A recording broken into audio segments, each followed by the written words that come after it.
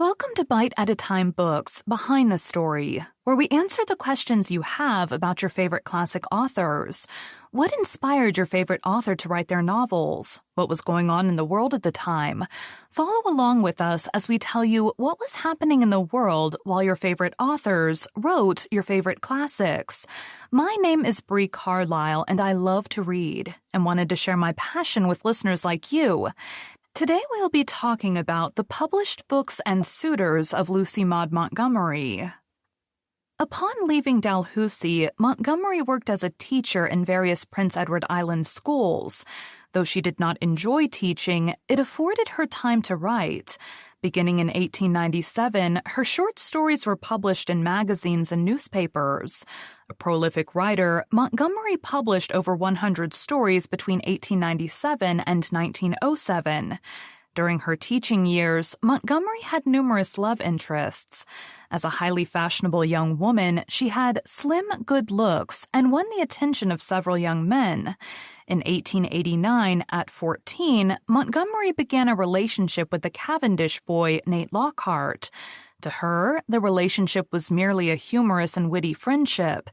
It ended abruptly when Montgomery refused his marriage proposal. The early 1890s brought unwelcome advances from John A. Mustard and Will Pritchard. Mustard, her teacher, quickly became her suitor. He tried to impress her with his knowledge of religious matters. His best topics of conversation were his thoughts on predestination and other dry points of theology, which held little appeal for Montgomery. During the period when Mustard's interest became more pronounced, Montgomery found a new interest in Pritchard, the brother of her friend Laura Pritchard. This friendship was more amiable, but he too felt for Montgomery more than she did for him. When Pritchard sought to take their friendship further, Montgomery resisted. She refused both marriage proposals. Mustard was too narrow-minded, and she considered Pritchard merely a good chum. She ended the period of flirtation when she moved to Prince Edward Island. She and Pritchard continued to correspond for over 6 years until he died of influenza in 1897. In 1897, Montgomery received a proposal from Edwin Simpson, a student in French River near Cavendish.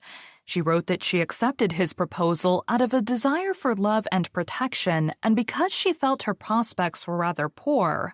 Montgomery came to dislike Simpson, whom she regarded as intolerably self-centered and vain to the point of feeling nauseated in his presence.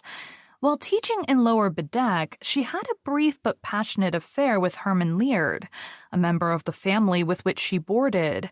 Leard himself was engaged to neighbor Eddie Sherman while involved with Montgomery. Of the men she loved, it was Leard she loved the most. Writing in her diary, Herman suddenly bent his head and his lips touched my face. I cannot tell what possessed me. I seemed swayed by a power utterly beyond my control. I turned my head. Our lips met in one long, passionate pressure, a kiss of fire and rapture such as I had never experienced or imagined. Ed's kisses at the best left me cold as ice. Herman sent flame through every fiber of my being. On April 8, 1898, Montgomery wrote she had to stay faithful to Simpson. For the sake of my self-respect, I must not stoop to any sort of an affair with another man. She then wrote, "If I had, or rather if I could have, kept this resolve, I would have saved myself incalculable suffering." For it was but a few days later that I found myself face to face with the burning consciousness that I loved Herman Leard with a wild, passionate, unreasoning love that dominated my entire being and possessed me like a flame. A love I could neither quell nor control. A love that in its intensity seemed little short of absolute madness. Madness. Yes. In Victorian Canada, premarital sex was rare for women, although it was common for unmarried men seeking sex to visit brothels, and Montgomery had been brought up in a strict Presbyterian household where she had been taught that all who fornicated were among the damned who burn in hell forever. A message she had taken to heart.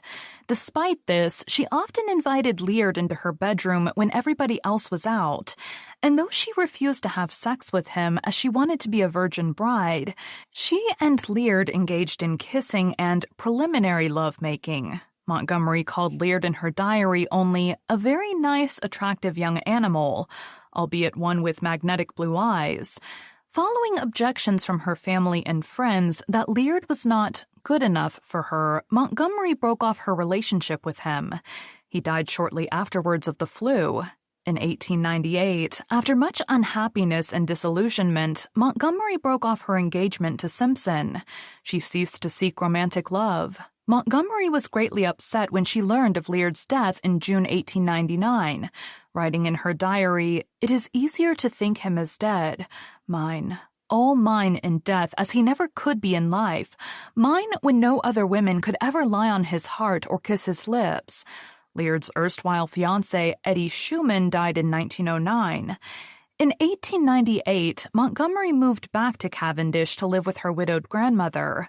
For a 9-month period between 1901 and 1902, she worked in Halifax as a substitute proofreader for the newspaper's Morning Chronicle and the Daily Echo. Montgomery was inspired to write her first books during this time. Until her grandmother's death in March 1911, Montgomery stayed in Cavendish to take care of her. This coincided with a period of considerable income for her publications. Although she enjoyed this income, she was aware that marriage was a necessary choice for women in Canada.